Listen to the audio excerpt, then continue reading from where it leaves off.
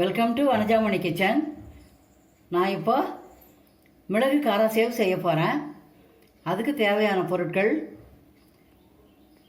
1 cup கடலை மாவு, அரை கப்பு அரிசி மாவு, 1 ஸ்பூன் மிளகு தட்டி வச்சுருக்கேன், தேவையான அளவு உப்பு. நம்ம எதால் மாவு எடுக்கிறோமோ அதால் அரை கப்பு எடுத்துக்கணும். அரிசி மாவு 1 கப்பு கடலை மாவுன்னா அரை கப்பு அரிசி மாவு. டம்ளரில் எடுத்தாலும் கப்பால் எடுத்தாலும் ஒரே அளவு தான். இது போல் எடுத்துக்கணும். இப்போ மாவை முறுக்கு மாவு பதத்துக்கு பிசையணும். முறுக்கு மாவு பதத்துக்கு பிசையறதுக்கு முதல்ல கடலை மாவு 1 கப்பு சேர்த்துக்கிறேன். அடுத்தது அரிசி மாவு அரை கப்பு சேர்த்துக்கிறேன். இடித்து வச்ச மிளகு 1 ஸ்பூன் சேர்த்துக்கிறேன். தேவையான அளவு உப்பு. இப்போ மாவை நல்லா கலந்து விட்டுக்கலாம்.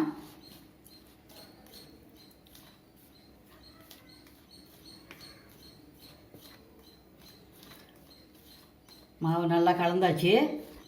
கொஞ்சம் கொஞ்சமாக தண்ணி ஊற்றி பிசைஞ்சிக்கணும்.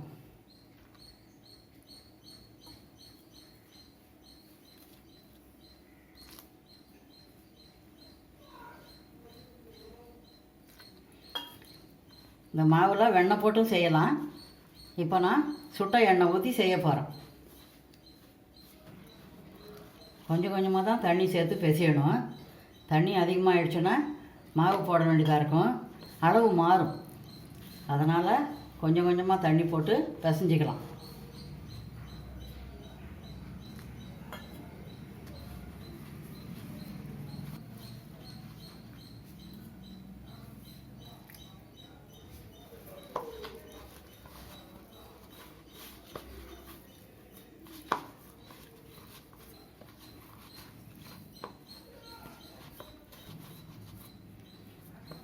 இப்போ வானலில் எண்ணெய் காஞ்சிக்கிட்டு இருக்கு. 1 ஸ்பூன் எண்ணெய், சுட எண்ணெய் போட்டுக்கலாம். இந்த மாவுக்கு 1 ஸ்பூன் எண்ணெய் போதுமானது.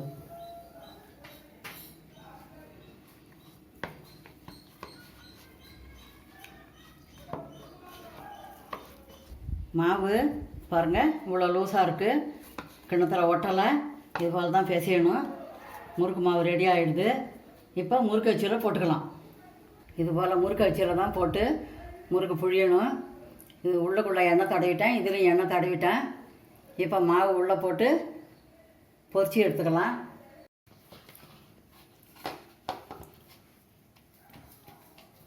இப்போ முறுக்கு அச்சில் மாவு போட்டுக்கலாம்.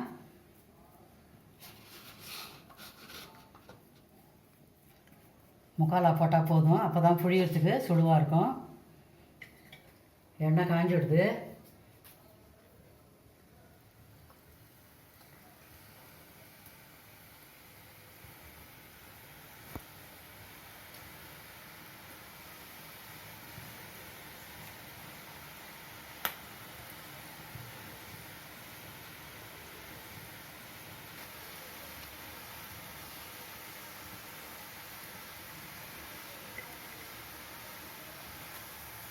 உடனே திருப்பக்கூடாது, 1 நிமிஷம் வேகட்டும்.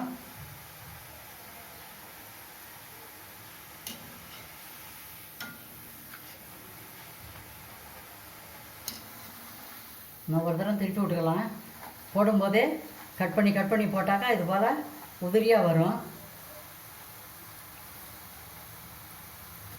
இது போல் வீட்டில் போடுறதுக்கு கார சேவு மணம் இல்லைன்னாலும் முறுக்கு அச்சில் போட்டு உடச்சி விட்டுக்கலாம். கொஞ்சம் பபுள்ஸ் அடங்கட்டும். மீடியம் சைஸில் தான் வச்சுருக்கேன். தீ திட்டமாக இருக்கணும். அதிகமாக இருந்தாலும் வேகிறதுக்குள்ளே தீஞ்சிடும்.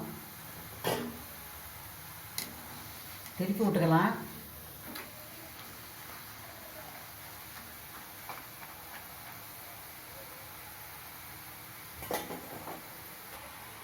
வெந்துடுது, எடுத்துடலாம்.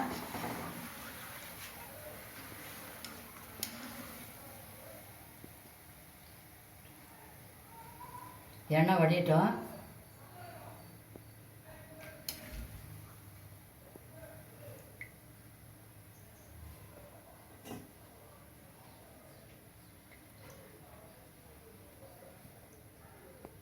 போதும், எடுத்துடலாம்.